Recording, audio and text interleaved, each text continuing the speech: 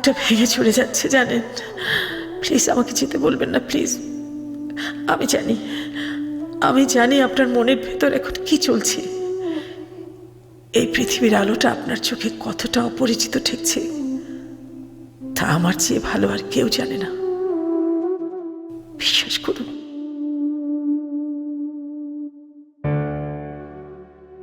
আমি আর দাঁড়িয়ে থাকতে পারছি না, আর পারছি না। প্লিজ একটু বসি, একটু বসি, এক গ্লাস পানি হবে। উনি দরজার কপাট থেকে হাত সরিয়ে নিলেন।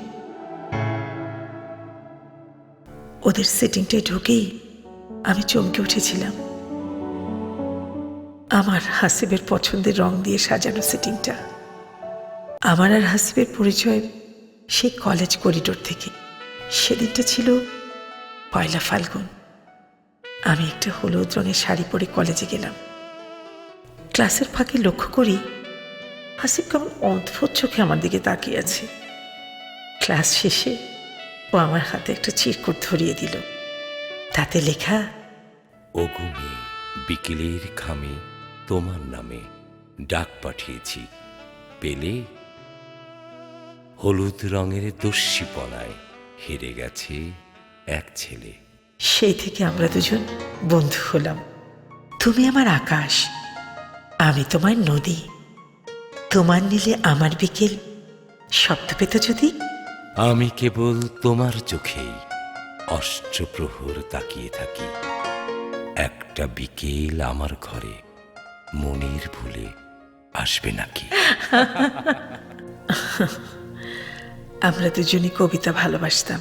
রবীন্দ্রনাথ ঠাকুরের শিশির কবিতার লাবণ্যর অমিত হয়ে ও আমাকে বন্যা বলে ডাকত। আর ও ছিল আমার মিতা। বন্যা, বন্যা, ওই নামে আমায় তো আর কেউ ডাকবে না।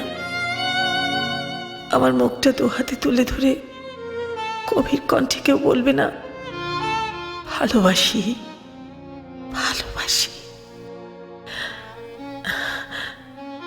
জানেন, আমরা কখনো একে অন্যের কাছে কিচ্ছু লুকোতাম না। হ্যাঁ, কথাটা শুনে আপনি নিশ্চয়ই আমাকে পাগল ভাবছেন, তাই না?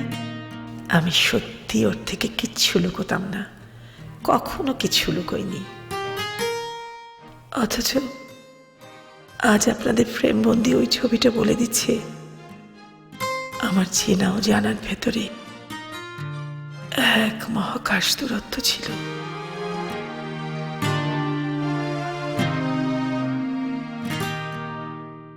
আমরা যখন মা বাবার অমতে বিয়ে করি তখন ও একটা ছোট্ট চাকরি করত। 1 রুমের একটা বাসা নিয়ে থাকতাম। তবু কত কত সুখ ছিল। এরপর অর্ণব হলো। মা বাবা আমাদের বিয়ে মেনে নিলেন। হাসিব চাকরি ছেড়ে ব্যবসা ধরল। আমার বাবা ওকে সব ধরনের সহযোগিতা করলেন। ও খুব কর্মঠ ছিল। গত কয়েক বছর ধরে ব্যবসার কাজে হাসিব ঘন ঘন ঢাকায় আসছিল। মাঝে মাঝে কয়েক সপ্তাহ থাকত। আমার কখনো এতটুকু সন্দেহ হয়নি জানেন। তবে গত কয়েকটা ঈদে রাত করে বাড়ি ফিরেছিল বলে আমার অনেক অভিমান হয়েছিল। একদম কথা বলিনি। ও এমন করে ক্ষমা চাইতো। এইসব ছাইপাশ ব্যবসা আর ভালো লাগছে না। বউ বাচ্চার সাথে যদি ঈদই করতে না পারলাম তাহলে এটা কিসের জীবন? প্লিজ বন্যা, আমাকে মাফ করে দাও। রাতের বাসে আসার কত চেষ্টা করেছি, কিন্তু টিকিট পেলাম না। খুব সরি বন্যা, খুব সরি। যাও যাও, ক্ষমা করে দিলাম, কিন্তু আর যেন না হয়। হুম, একদম হবে না। এই যে এই দেখো, কান ধরলাম। আরে আরে, আমার কান ধরছো কেন? হ্যাঁ, আরে আমার কান বন্যা। ধরছো কেন? ছাড়ো ছাড়ো, দুষ্ট বেশি বেশি। আমি অর্ণব আর হাসিব, আমাদের ছোট্ট সংসারে সুখের কোনো কমতি ছিল না।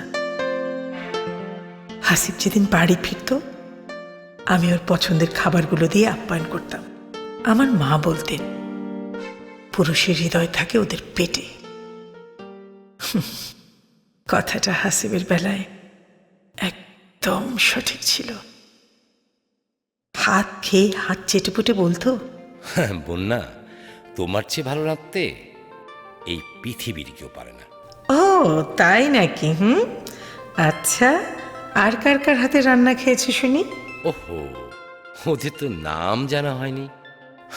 দাঁড়াও দাঁড়াও দাঁড়াও, এবার ঢাকায় গেলে সব বাবুর্চিদের নামের লিস্ট নিয়ে আসবো।